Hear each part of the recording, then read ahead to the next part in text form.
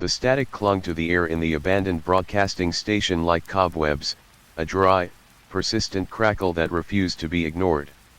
Rust blossomed on the massive, silent microphones, their silver surfaces pitted and stained with the passage of decades. The only light came from the moon, a sliver hanging low in the sky, filtering through the grimy, arched windows of the main studio. Dust motes danced in the beams, a spectral ballet in a room that had known only silence for far too long. I'd come to Blackwood Radio, station KBRX, on a dare. A stupid, drunken dare from a group of paranormal enthusiasts who swore the place was a hotbed of activity. Voices from the dead, they'd slurred, their breath heavy with cheap whiskey. Old broadcasts, stuck, repeating forever. I'm Ben. I'm a sound engineer. I deal in the tangible, the explainable. Ghosts and disembodied voices were, well, they were entertaining stories, nothing more. But 24 hours alone in KBRX, equipped with a digital recorder and a promise to document any anomalies, paid well. Too well to pass up. The main studio was a mausoleum. The control room, separated by a thick, soundproof window, was even worse. Banks of dials and switches sat frozen in time, the labels faded and peeling. I brushed off a thick layer of dust from the mixing console, the cold metal biting into my fingertips. It felt wrong. Like waking something that should have remained asleep. I set up my recorder, carefully connecting the external microphone. I was using high-gain settings, trying to capture anything at all. Just enough data to appease the believers, collect my money, and forget this place. All right, I said, my voice echoing slightly in the cavernous room. Testing, testing. KBRX, this is Ben. Recording ambient audio, date. October 27th. Let the haunting begin. The static intensified. I frowned, adjusting the gain levels. It was unusually loud, even for an abandoned building with faulty wiring. I ran a diagnostic on the recorder, but everything seemed fine. For the next few hours, nothing happened. I explored the station, room by room, the beam of my flashlight cutting through the oppressive darkness. The newsroom, littered with yellowed newspapers and forgotten press releases. The library, filled with dusty records and reel-to-reel tapes. The storage room, stacked high with antiquated equipment, wires snaking across the floor like petrified vines. Each room felt saturated. Heavy with the echoes of past lives, of voices that had once filled these spaces with news, music, and stories. It was unnerving, but not in a supernatural way. More like visiting the tomb of a forgotten era. Around 2 a.m., I was back in the control room, sipping lukewarm coffee and reviewing my recordings. So far, nothing but static and the occasional creak of the building settling. Disappointing, but predictable. Then I heard it. A faint whisper, barely audible beneath the static. It sounded like a voice, distorted and muffled, but definitely human. My heart pounded in my chest. I rewound the recording, listening intently. There it was again, a fleeting, ephemeral sound. I adjusted the filters on my headphones, isolating the frequencies where the whisper seemed to originate. The static roared in my ears, but the whisper became clearer, more distinct. It was a woman's voice. And she was speaking my name. Ben.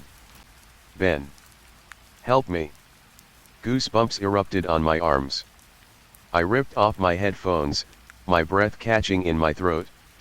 I scanned the room, but I was alone. Utterly alone. Okay, I muttered, trying to regain my composure. That's just the equipment. Interference. Some kind of anomaly. I played the recording again, this time through the studio speakers. The static filled the room, a white noise blanket that seemed to press in on me. Then, the whisper. Louder this time. Ben. Please. Help me. This time, it was followed by a series of short, sharp gasps, like someone struggling to breathe. The sound of sheer panic. My rational mind screamed that it was a hoax, a trick of the mind, some kind of elaborate prank. But the desperation in the woman's voice, it felt real. Too real. I grabbed my flashlight and moved back into the main studio. "Hello?" I called out, my voice trembling slightly. "Is anyone there? Who are you?" Silence. Only the static answered. I walked through the studio, my flashlight beam dancing across the dusty furniture. I stopped in front of the main microphone, the one that had been used for countless broadcasts. I ran my hand along its cold, metallic surface. "Who are you trying to reach?" I asked, my voice barely above a whisper. "What do you want?" Suddenly, the temperature in the room dropped. A cold, clammy draft swept through the studio, raising the hairs on the back of my neck. The static intensified, becoming a deafening roar. And then, the microphone began to glow.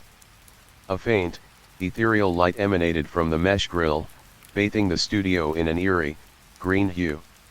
The glow pulsed, growing brighter and brighter, until it was almost blinding. I shielded my eyes, stumbling backward. The woman's voice erupted from the microphone, no longer a whisper, but a piercing scream. "Get out! Get out now! He's coming!" The light vanished. The static died down.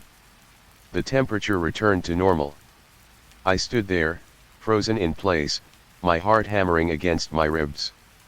What the hell was happening? I knew I should leave. I knew I should run. But I couldn't. The desperation in the woman's voice, the sheer terror, it had hooked me. I had to know what she was running from. I returned to the control room, my hands shaking as I fumbled with the recorder. I replayed the last recording, listening to the woman scream over and over again. "He's coming." Who was he? What was she running from? I decided to try something. I grabbed one of the old reel-to-reel tapes from the library, a random selection from a shelf filled with hundreds of them. I loaded it onto one of the old tape decks, carefully threading the tape through the playback heads. I pressed play. The tape hissed to life, the sound of static and tape hiss filling the room. Then, a man's voice. Deep, resonant, and familiar. "Good evening, Blackwood. This is John Blackwood, owner and operator of KBRX, bringing you the news at 6. John Blackwood, the founder of the station. The man who had disappeared without a trace over 50 years ago. His body was never found. The official story was that he had run off with a younger woman, embezzling funds from the station. But rumors persisted of something darker, something more sinister. I listened to the tape, transfixed, as John Blackwood delivered the local news. He spoke of town meetings, local sporting events, and the occasional minor crime. Nothing out of the ordinary. But then, something strange happened. As John Blackwood read a story about a missing dog, his voice began to distort. It cracked and wavered, becoming high-pitched and strained. The static intensified, overwhelming his voice. And then, the woman's voice cut through the static. "John. Please. He's here. He's coming for me." The man's voice returned, deeper and more menacing than before. "Shut up, Martha. You're ruining the broadcast." The woman screamed again, a blood-curdling shriek that sent chills down my spine. "Help me. Someone, please help me." The tape went silent. Only the static remained. I ejected the tape, my hands trembling. I had to find out who Martha was. I searched the station for any mention of the name Martha, sifting through old documents, newspapers, and photographs. Finally, in a dusty file cabinet in the newsroom, I found a small, faded photograph. It was a picture of a young woman, smiling radiantly. On the back of the photograph, someone had written, Martha, my beloved wife. John. Martha Blackwood. The wife of John Blackwood. The woman who had disappeared along with him. Only, she hadn't run away. She had been running from something. I replayed the tape, listening to the exchange between John and Martha. The way he spoke to her, the menace in his voice, it was clear that he was not the loving husband he appeared to be. I started to piece together what might have happened. John Blackwood was not a victim of circumstance. He was a monster. He had done something to Martha, something unspeakable. And her spirit was trapped here, in the station, forever reliving her terror. I spent the rest of the night searching for more clues, delving deeper into the history of KBRX and the Blackwood family. I found old police reports, detailing strange occurrences at the station in the weeks leading up to their disappearance. Reports of strange noises, flickering lights, and unsettling encounters. I found a hidden room behind the library, a small, soundproof chamber that was not on any of the station's blueprints. Inside, I found restraints bolted to the floor, stained with what appeared to be dried blood. The pieces were falling into place. John Blackwood had been torturing Martha. He had kept her prisoner in this room, subjecting her to unimaginable horrors. And then, he had killed her. But why? What had driven him to such madness? The answer, I suspected, was buried somewhere in the station's archives. I needed to find it. As dawn approached, I returned to the control room, exhausted but determined. I poured myself another cup of coffee and started to review my recordings one last time. And then, I heard it again. The woman's voice, whispering my name. Ben. He knows you're here. He's watching you. I froze, my blood turning to ice. I looked around the room, but I was alone. Or so I thought. I turned back to the mixing console, and that's when I saw it. A figure standing in the doorway of the control room, shrouded in shadow. A tall, imposing figure, with a menacing presence that filled the room with dread. I couldn't make out his face, but I knew who it was. John Blackwood. He stepped into the room, his eyes burning with an unholy light. The static intensified, filling the air with a deafening roar. You shouldn't have come here, he said, his voice a deep, guttural growl. You shouldn't have disturbed the dead. I tried to speak, but no words came out.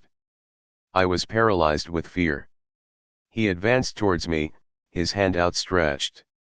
I could see something glinting in his hand, a long, sharp object.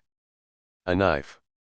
I'm going to make you pay for what you've done, he said, his voice dripping with malice. You're going to join Martha in her suffering. I knew I had to escape. I had to get out of the station, before it was too late. I lunged for the door, but he was too fast. He grabbed my arm, his grip like a vice. He pulled me towards him, the knife flashing in the dim light. I screamed, a primal scream of terror that echoed through the station. He raised the knife, ready to strike. And then, the lights went out. The station plunged into darkness. The static died down. The only sound was my own ragged breathing. I struggled against his grip, but he was too strong. I could feel the cold steel of the knife against my throat.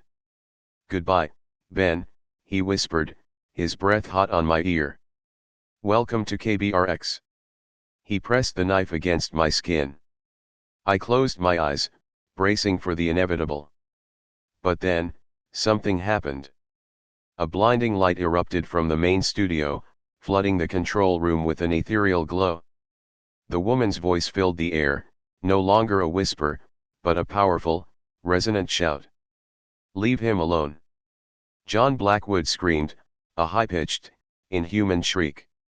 He released his grip on me, stumbling backward. The light intensified, engulfing him in its radiant embrace. He thrashed and writhed, his body contorting in unnatural ways. And then, he vanished. The light faded. The woman's voice was gone. The station was silent once more. I stood there, trembling, my body covered in sweat. I ran my hand across my throat, expecting to find blood. But there was nothing. I had survived. But I knew I could never forget what I had experienced. I stumbled out of the control room and into the main studio. The air was still thick with the energy of what had just transpired. I looked around, searching for any sign of what had happened. And that's when I saw it. A faint, shimmering figure standing in the center of the studio. A woman, bathed in an ethereal glow. Martha Blackwood. She smiled at me, a sad, knowing smile. "Thank you," she whispered. "You helped me find peace." And then, she faded away. I left KBRX that morning, a changed man. I had seen things that I could not explain, things that defied all logic and reason. I had faced the darkness, and I had survived. I never told anyone the full story of what happened at KBRX. I knew they would never believe me. They would think I was crazy. But I knew the truth. I knew that the station was haunted. I knew that John Blackwood had been a monster. And I knew that Martha Blackwood had finally found peace. I tried to put the experience behind me, to move on with my life. But the memories of KBRX continued to haunt me. The static, the whispers, the screams, they were all etched into my mind. I started to have nightmares. Nightmares of John Blackwood, chasing me through the corridors of the station, his eyes burning with malice. Nightmares of Martha Blackwood, trapped in the soundproof room, begging for help. I couldn't sleep. I couldn't eat. I couldn't focus on my work. I was slowly falling apart. I realized that I needed to do something. I needed to confront my demons, to find a way to make peace with what I had experienced. I decided to return to KBRX. I knew it was a foolish idea. I knew it was dangerous. But I couldn't help myself. I had to go back. I arrived at the station late one night, the moon casting long, eerie shadows across the deserted landscape. The static was back, stronger than ever. I entered the station, my heart pounding in my chest. The air was thick with a sense of dread, a feeling of being watched. I made my way to the control room, the scene of my near-death experience. The mixing console was still there, covered in dust. The knife marks were still visible on the floor. I sat down in the chair, my hands trembling. I closed my eyes and took a deep breath. "Hello," I said, my voice barely above a whisper. "Is anyone there?" Silence. Only the static answered. I waited, listening intently. After a few minutes, I heard it. The woman's voice, whispering my name. "Ben. Why have you come back?" I opened my eyes.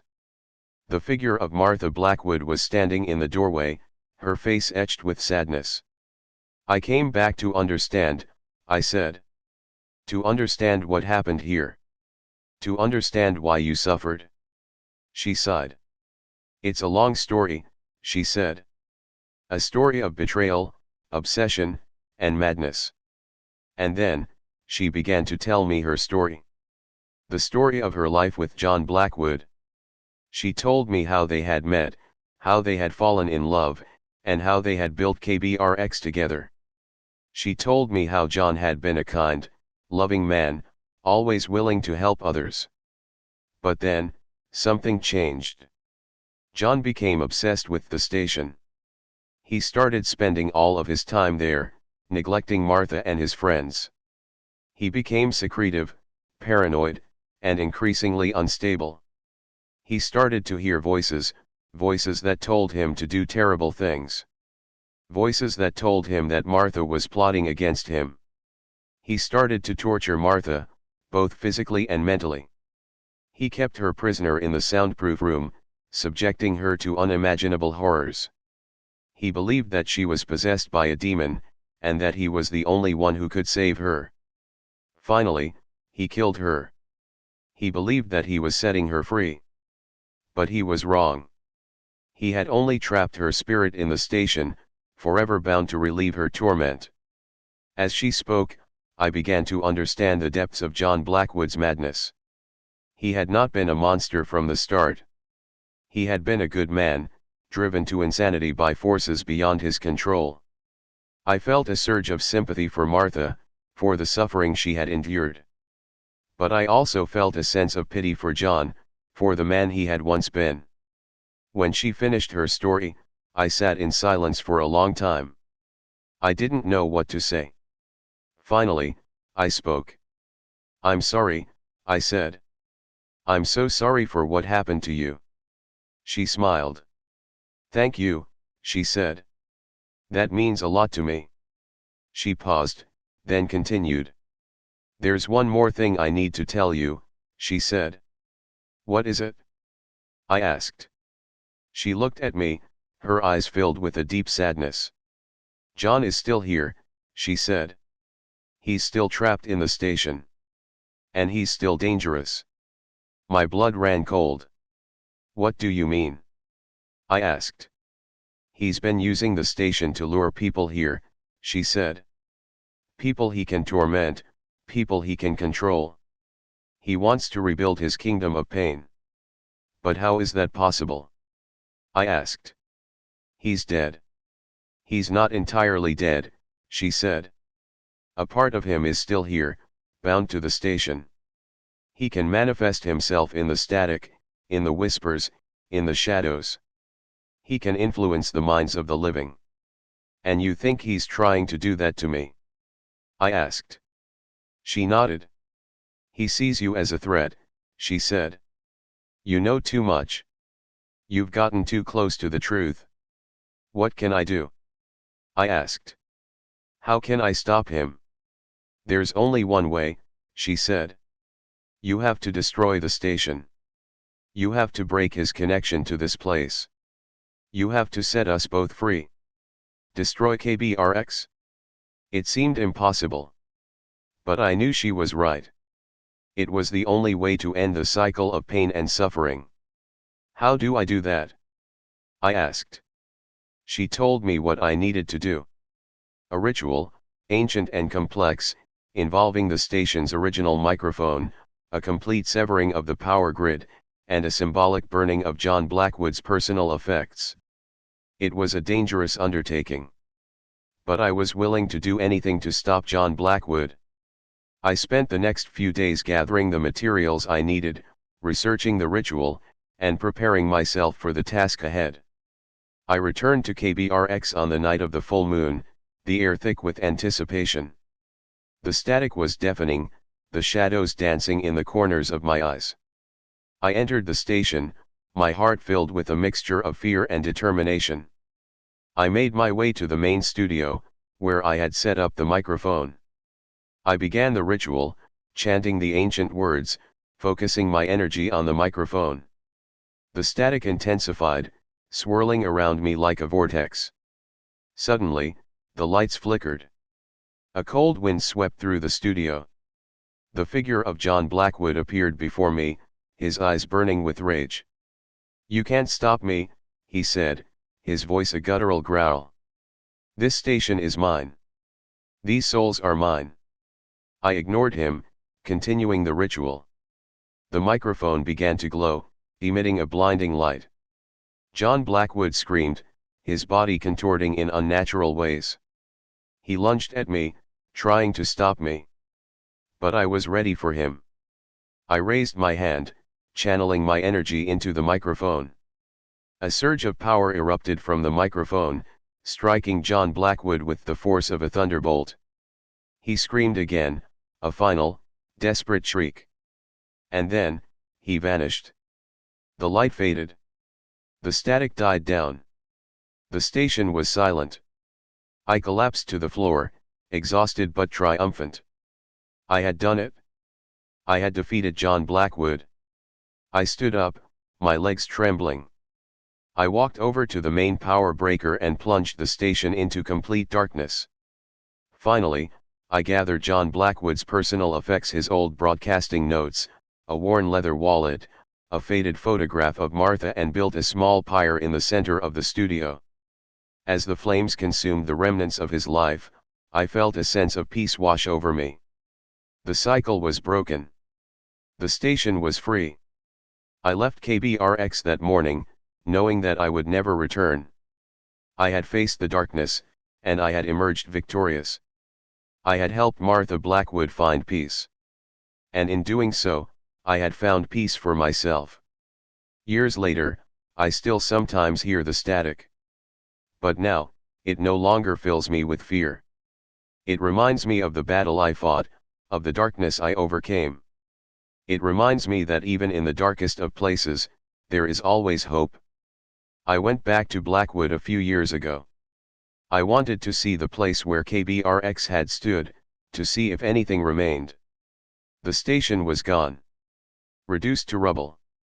The local authorities, after hearing whispers and rumors for decades, had finally decided to demolish the building, claiming it was structurally unsound. They said it was a safety hazard. But I knew the truth. KBRX was gone because it needed to be. The darkness had been purged. The cycle had been broken. As I stood there, looking at the empty field where the station had once stood, I felt a strange sense of closure. The static was still there, a faint whisper in the wind. But it no longer sounded menacing. It sounded peaceful. Then, I noticed something in the dirt. A small, metal object, glinting in the sunlight. I bent down and picked it up. It was a microphone. Small, cheap, probably from the 50s. And attached to it, by a rusted chain, was a small, heart-shaped locket. I opened the locket. Inside, there was a tiny photograph. A picture of a young woman, smiling radiantly. On the back of the photograph, someone had written, "Martha, my beloved wife. John." I stared at the photograph, a chill running down my spine. How could this be? I had burned all of John Blackwood's personal effects. This should not exist. I closed the locket, my hands trembling. I knew that I had to get out of there.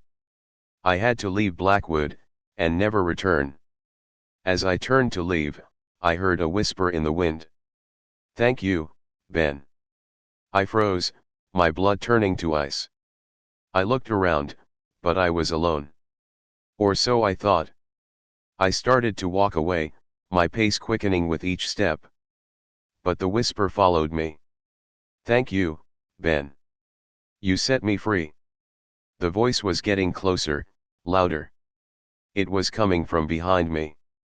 I turned around, my heart pounding in my chest. And that's when I saw it.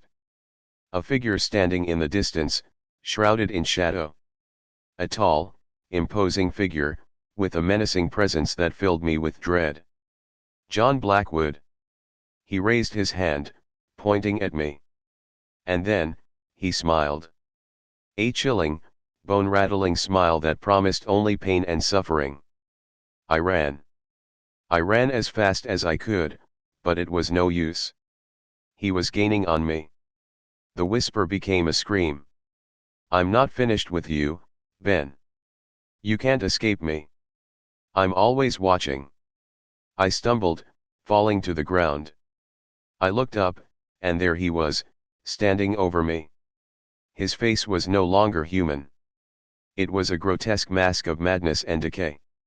His eyes burned with an unholy light. He reached out his hand, ready to strike. And then, everything went black.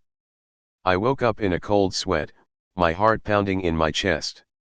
I was in my bed, in my apartment, miles away from Blackwood. It was just a nightmare. A horrible, terrifying nightmare. I got out of bed, went to the bathroom, and splashed cold water on my face. I looked in the mirror. And that's when I saw it. A small, heart-shaped locket, hanging around my neck. I reached out and touched it, my fingers trembling. I opened the locket. Inside, there was a tiny photograph. A picture of a young woman, smiling radiantly.